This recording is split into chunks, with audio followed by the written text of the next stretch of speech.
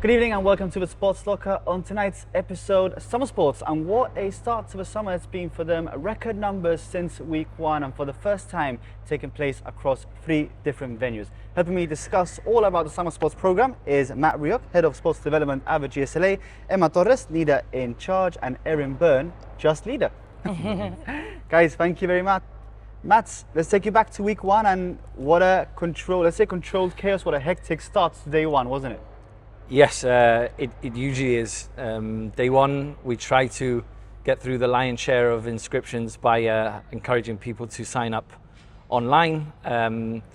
That's not the case in the sense that most of them do so, because those that are used to the program know that it's a simple process of signing up upon arrival. So we try to put as many tables out as possible and just get through these initial inscriptions and get kids into the group. We never know the numbers. We're always pretty confident that the numbers increment every year, because they have done. So we try and cater for that. So I think you described it well before when you said it was a bit of organized chaos, but we managed to get through. And numbers, and we're talking around 400 children. Erin, what does that look like when you open registration Monday morning at 9 a.m? It is so hectic. I'm usually in the young age group, so 5 to 6 year olds, and the queues are quite long, but we usually get through it quite quickly. Especially that first day, we had, for 5 and 6 year olds alone, we only had about 138 kids or something only in the 5 and 6 year olds, so there was so many kids. But it's a good chaos. And we had a very thorough induction training program to prepare us for the worst. And I think when we came back, we reviewed the situation. We'd started with 1 table each. We were like, this needs to change. We had the 3 tables, and the next day from then it ran so smoothly. I mean, having said that, Matt, is that something that you obviously plan ahead for? You kind of do like a bit of a crash course in case this happens. We'll get you ready for it, making sure that the children at the end of the day are ready to handle situations like this. Yes, I'm always confident that our leaders can handle it. It's just whether the parents can just accept that there will be an element of queuing up at the start, especially on the first day, and it's just trying to get through it as best we can. Like Emma says, we do pre-warn them, preempt them, but those that have been familiar with the program anyway know that the first day, the first few days, are absolutely hectic, but yeah, they managed to deal with that very competently. And for the first time, we're having summer sports take part across 3 different venues: Loughborough, Europa, and the Bayside Sports Complex. Emma, for you as leader in charge, what's that been like? Do you have to spread your time evenly between every venue now? So it all depends. Right, this year we've been very grateful to have 2 deputies. In previous years it's only been 1 deputy. So what we normally do is we have 1 up in Loughborough and Europa and 1 down here. And then where they need me, it depends where I go. But I like to spread myself out evenly, make sure things are running smoothly, and evaluate the sessions at the end and see where they need me most. So what does your day-to-day look like then when you come in? Do you know where you're going to be already? Yeah, I know beforehand, but on a normal day we have the leaders start registration from 9 to 9:30. They get them involved in registration games. Then we start with our warm-ups, more fun activities, increasing their heart rate, getting them ready. And then we have this year 2 different activities, so 2 main activities. Activity 1 is more based on skills, learning, and then activity 2 this year we've made it more based on fun. This year we've had the introduction of a activity studio where all the kids can paint for the older age groups, and they've loved it. So very hectic but fun. Tell me more about the activity studio, Erin. So in the activity studio we usually do more like arts and crafts, because we know some of the children that come they might not always like sports, so we always give them the option. So we always have a sport more based activity 1, and then activity 2 they can have an option of playing a sport more competitively, like usually in a form of some sort of competition, or they can have an option like a choice of doing maybe some more arts and crafts, more laid back, because it is quite hot as well. To give them that option as well. How important is that for the GSLA, making sure that there's something for everyone, literally? Definitely, it's paramount, because at the end of the day, even though we don't advocate that we are a creche, we're far from it. We're a summer sports program. The emphasis is on sports, but we do understand that there are kids that are not completely enamored with sports. So some will have enough with an hour or 2 of sports, and then after that they can pursue their arts and crafts or any other pursuits that interest them. And how much work has gone into making sure all 3 venues run smoothly at the same time? Well, it's worth noting that this year, for the first time, we surpassed the 1,000 mark for sign-ups. Not saying that 1,000 kids come every day, but it's the first time we've ever surpassed that mark, which we're pretty proud about. But at the same time, it comes with its own challenges. But thankfully, we can call upon these alternative venues. You could call them satellite venues because our main hub is here. But definitely, in order to decant the amount of kids that we now are experiencing, these alternative venues are critical for the program running smoothly. Would you say that the higher number of kids might have something to do with the school summer break starting a little bit sooner this year? Emma's nodding yes. Definitely, I think so. I'd like to think we're a victim of our own success. It's a combination of, like Emma says, the school finishing earlier, but again, I think this is down to previous years of a successful execution of the program and kids wanting to come back and enjoy the activity. So yeah, I think it's a combination of quite a few still have things. very high numbers. Yeah. How was that news received when you knew summer was going to start sooner for children? Was it a bit like panic stations, we got to start 2 weeks earlier, get everyone in? I can say from a planning perspective, we obviously implemented contingencies because we needed to work on a worst case scenario. And the worst case scenario, or the worst in inverted commas, finishing sooner. Worst in inverted commas was that the program was going to consist of an 8-week program instead of a 6. This brings its massive challenges. I don't think we're going to see the ramifications of this program until the latter stages. And a word burnout is too often used in employment perspective, but it's something that we are very much aware of, because at the end of the day, we're talking about students that are loving the program, loving working on the program, but they as well need their summer. And they've worked hard from September to June with their university or studies. So now to put them in the deep end and have an 8-week intensive program, is a lot to ask. But thankfully, we've got an amazing team here, and I've got no doubt whatsoever that they'll deliver. I mean, having Matt said all that, you're wanting a bit of a summer break, you've worked really hard at university, your first year as leader in charge, Emma. So how has that been going for you, and also having to start 2 weeks earlier? Having to start 2 weeks earlier for me, and I was already finished university, I found it hard, but we had some of our leaders were still going to school. They were doing 9 to 3:30 days and then coming here for 4 to 8. It's long days. So for us, we were just mindful of burnout, making sure that all of them were fine, keeping checking up on them, and yeah. And even though you started earlier, you managed to deliver an improved program, let's say, because more stuff is happening. Something that's happened a little bit more this year is beach sessions. Erin, do the leaders love it as much as the children, the beach sessions? I think we have sometimes more fun than the kids, because we do get involved with them a lot. So when we're playing rounders and stuff, we are getting involved with them. And yeah, so when we're also doing sports, we're doing sandcastle competitions, and we are equally as competitive as the kids, so we want to win. And yeah, so we have equally no snowball fight. No sandball fights though. No sandball fights. You spend too much time in Glasgow. Yeah. It's so important that we get involved with the kids as well, because if they see us having fun, they want to have fun. We've had like sessions where the kids don't want to get involved. We have a leader get involved, and automatically that kid joins in. Yeah. So it's a big thing that we're getting involved just as much as them. Is it then okay? Because I've seen a lot of leaders, and perhaps some leaders are more serious, some leaders are a bit more hectic, a bit more fun. Is it important to have a combination of those two type of people leading one session to make it as fun as possible?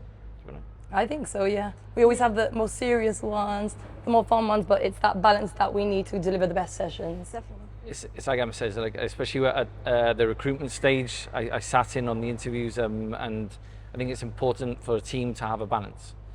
At the end of the day, you need to engage the kids, but there are many ways to engage them, and I think we've struck that balance pretty well. You mentioned the interview process there. Over 100 students interviewed for having a role to play in the GSLA Summer Sports Program. I mean, that is a lot of applications. It is. It's a bit of a painstaking process, but when I say painstaking, not because of the number, because it's just purely because of the quality of interviews that arrives and the decision-making process. Yes, you don't normally do 105 interviews, I think it was, but the popularity of both programs means that numbers come, and But and then again, we still need to cater for the increase in kids. So even though 105 seems a big number, even our supply workers, they're being called on a daily basis. Every day. We're running out of time, but quickly want to touch upon another important thing, which is your collaboration with the sporting associations, which has always happened in the past, but this year you've been more in conjunction with them. How has that been going, working with the likes of GABA, with the likes of Cricket Association and so on? So this year we've worked really closely in partnership with the GFA. They've been taking some of our kids for each of the sessions. From Monday to Wednesday they worked with the younger age groups, and then from Thursday to Friday they worked with the older age groups. And we think it's been great so far. As Erin can say, she does the playmakers with the little ones. Yeah, I think it's just giving them the exposure to different sports, and especially if we have expertise from coaches who are trained in those sports, I think it's even better for them to develop the skills. And we're learning as well, watching them deliver their sessions, because sometimes we feel like the kids don't respect us as much as they respect someone who comes in, and watching that we get tips from them that we can then put into our own sessions. Also this year you've had possibilities involved, I believe, for the first times, and again it's all about inclusion. Again, we got a record number of, we got 60 sign-ups from the LSF unit, and I'd like to obviously give a mention to the help and the collaboration we have with possibilities to ensure their integration into the sports train is a smooth one. It's not done on a one-to-one basis or anything like that, but they're present and they are on hand just in case they need to assist our leaders with these 60 kids who, by the sounds of it, are having a whale of a time on the program. Well guys, thank you very much. Thank you Matt, thank you Emma. Erin, good luck, you're going to university, I hear, this September? Yes, I am. You feel like this has prepared you for university? Definitely. Well, Especially this interview. Well, good luck, thank you very much guys. Thank you guys. That's it for part one. Join us in part two. We'll continue the summer sports conversation with Stay and Play.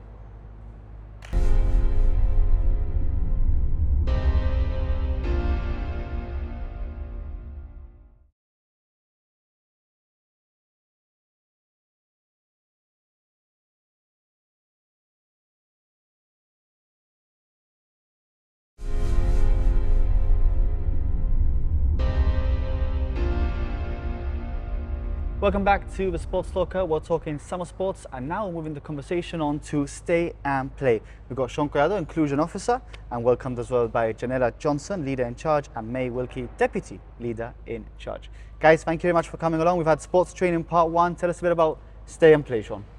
Yeah, so Stay and Play is a program for children who come on referral from St. Martin's School. So we do have this year our largest ever amount of children on the program, 52. That have signed up this year. And Stay and Play is a very structured program, and the children who come obviously need that routine and structure. So they come on referral through a panel. So in the build up to the summer, we meet with education, we meet with the care agency, with the GHA. So people who are in regular contact within these children's lives, and then obviously we find and place them in the groups that are most suitable for them, because the Stay and Play program is about sports and leisure, so we want to ensure that the children who come to us can participate in these activities. So a lot of work that goes into behind the scenes. I mean, so what does it look like in day one when you welcome all the children for the first time, Janella? So when we come in, we do like a circle where they have free play for about 15-20 minutes, just like gauge the area and the different toys and equipment that we have, and then we do like a circle time, so that's kind of like a welcome. We have everyone sat in a circle and we sing like a hello song, we check the weather, we check through the timetable. As Sean said before, this program is based off structure and they thrive from the structure that we have, and they almost know that if they're in Boathouse, for example, they will be doing sports and art. If they're in Gasa, they'll be doing swimming. So we just go through the timetable with them, and then we start our day on what the timetable is. So different sports, different arts and craft activities. The older groups, like Purple Group, are working on their life skills and independence. So they have some outings in the mornings where they go for breakfast and they order their own toast, their own drinks, and then they pay after. So yeah, it's really nice, to be honest. I imagine you both started quite young as volunteers and so on. I mean, Demi, at what point did you realize you wanted to kind of get yourself more to Stay and Play rather than sports train? I mean, I've always had an interest, especially because I did educational psychology in uni. So I've learned about children in Stay and Play, and I just thought I'd rather do stay and play just because I think it will get more out of me. I feel more of a passion for it, and more of like, I don't know, when they smile and they do something good, like I'm like, oh, it's just really. And I think you started off as a volunteer. Yeah, I And started I think off probably as a that year of volunteer. volunteering was where you got an experience of what the program was like, and As well, allowed yeah. you to build that connection. Mine's similar to me. I'm doing sport and exercise science at university, so I've always had an interest in sports and anything sport related, which is what led me to do the level 2 leadership course many years ago. And I volunteered in sports train for that summer, and there was help needed in stay and play, so I offered to volunteer for I think it was a week or so. And when I went into stay and play, there was no going back. I'm like, this is definitely it. It's sports, because it is a sports and leisure program, so we are doing sports activities, but then mixed with obviously the neurodiversity of the children. So everything's individualized, and the plans are planned specifically for the children of the children in the groups and stuff. And yeah, like it's just so rewarding, like seeing them smile and seeing them able to be able to participate in these activities, because they don't really have that many opportunities if we don't offer it. So yeah, it was just something that really stayed with me. And then the following year I applied for the leader position, and then ever since just built my way up.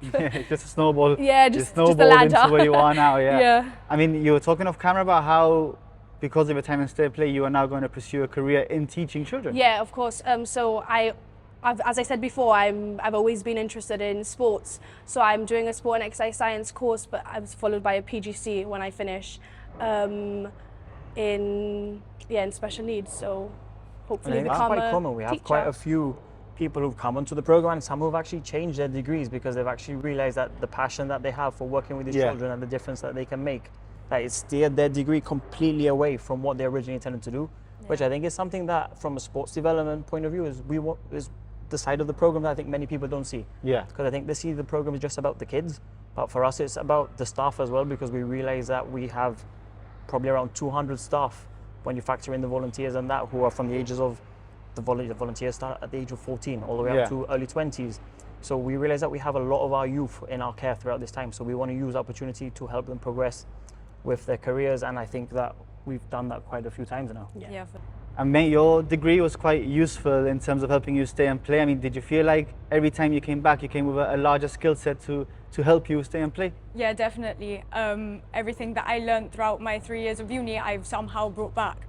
So I learned a little bit about art therapy and how useful it is for children with neurodiversity. So I kind of try and bring that aspect into it as well. I am very artistic. I always do art. I've done art my whole life. So I try to bring that in as well. And as well, just different ways of how we can use sport to help them. Like as well, like different, in one interview one year, I brought in the idea of scooter boards, which will help them like with their balance, with their core muscles. And I learned that through uni, and how that is just a really good tool to help them in their sports. So The bar's set quite high then. It is. I think when we've had a program that's been established now for over 17 years, I think there's a reason for that. And I think the foundations that Michelle Turner set years ago has allowed the program to get to what it is today. And I think the key aspect to that is actually listening to our staff each year, because if we stay stagnant, the program won't progress. So I think what we do well is that we take on board the feedback from our guys. At the end of the day, they're the ones in university who are learning the new ideas, who are putting it into practice day in, day out, because we are on the ground coordinated all, but at the end of the hard work is being done by themselves. So for us, I think it's key that we listen to them, that we listen to the parents, that we listen to the children. And it's the same on the sports train as well, really. Without that feedback, I don't think we would have progressed to what we have today. And I think, correct me if I'm wrong, that is probably why we have got to where we are, and for the next 20 years, hopefully. And talking about feedback, you've got the Lilio app, am I saying that right? How useful is that to give parents a bit of peace of mind as well, and making sure that, you know, everyone knows what's happening, and parents can go on about the work life whilst knowing their children are taken well care of, which of course they are. Yeah, it's super useful. It's not just for the parents, but for us as well. So we use it to communicate with the parents daily. First thing in the morning, the parents let us know if they haven't had breakfast, if they haven't had a good night of sleep, and then we just know that demands are reduced in the morning, or we need to give them their snacks a bit earlier. And obviously they've not got a lot of rest. As I said, demands reduced.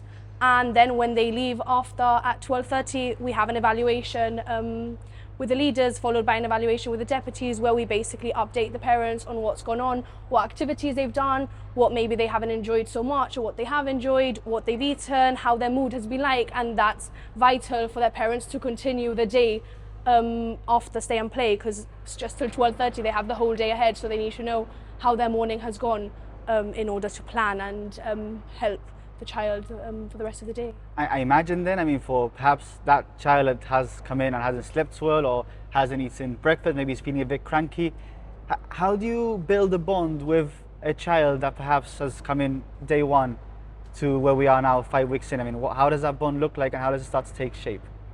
I mean, it happened to one of my children. It was her first year on the program. So I've got the youngest group of children from 5 to 6 years old. So they're already coming in without knowing the program yet and without knowing the structure. So the first couple of days were a bit, she didn't know the structure of anything, she didn't know how anything went, but you just kind of have to be there for the child, understand them, listen to their needs, and just not be too like on top of them. If they just need to calm down, take them to, we've got a quiet room which is perfect here for them. And yeah, we just kind of I think on that, consistency is really important as well. So being consistent every single morning and familiar faces. Obviously coming into a new program, not knowing the leaders can be a bit daunting, especially for someone so young. So just that consistency and that showing the timetable and saying like, you're okay, like now we're doing this, next we're doing that, and just obviously working closely with the parents letting us know what they like, what they don't like, and us trying to gauge their interest from the stuff they like. So bringing toys they like, or just like television programs that they like doing our activities. Like now going on, there's an Alice in Wonderland themed arts and craft going on in Boathouse. So I'm sure someone in that group likes Alice in Wonderland, and that just, even if they're doing the exact same activity, just because it's Alice in Wonderland theme, they're going to enjoy it so much more. And a lot of this information, because before the program starts, the deputies and the leader in charge spend some time in St. Martin's School actually seeing these children in that environment, so they can actually liaise with the teachers and seeing what they've been working on. Because what we've started to do the last few years is that we've set a goal for every child, because obviously, more so this year that the program has been extended to 8 weeks, we don't want the children to regress during their time with us. So we work very closely with the teachers, and we put together a passport of all their likes and dislikes. So that would help obviously the leaders who have them to have an understanding of the children, which goes back to what they were saying with the use of Lilio, the familiarization and the continuity. Yeah. Because it is all about structure and building bonds with children, how hard is the final day of summer sports? Is it the hardest day overall? Yeah, it's super hard. It's so hard. Many tears shed that day when we're saying bye to them on that bus, and they're all saying bye back, not knowing that obviously like it's until next year again.